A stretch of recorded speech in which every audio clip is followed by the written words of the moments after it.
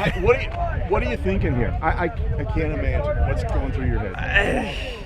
It's hard to kind of put everything into words, really. That's what football is. It's kids making plays, kids playing hard and playing for each other and finding a way to dig it out and making one play after another, and it really is just those guys. They kept finding a way to make plays. They kept fighting for each other and digging in and things.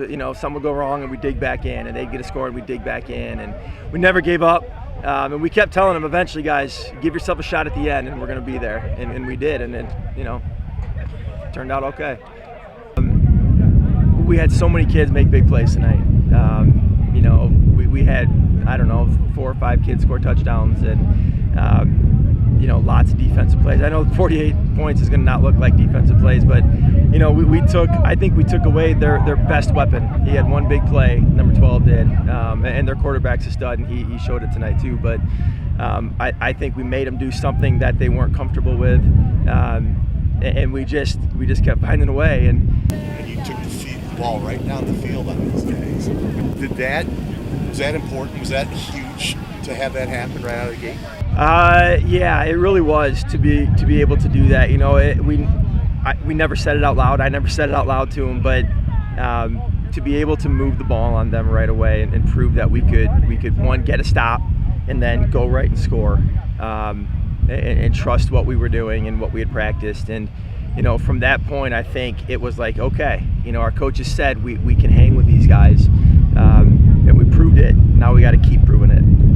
And they did, time and again they did. I couldn't be more proud of a group of kids. But we've talked about it a number of times, the idea of leading by example, and the kids that are captains leading by example. They're good at leading with their words, but they lead by example. And I've known Mason a long time. He's one of the toughest kids I've ever been around. And his willingness to do everything for the other guys, I think, is really, really something to see tonight.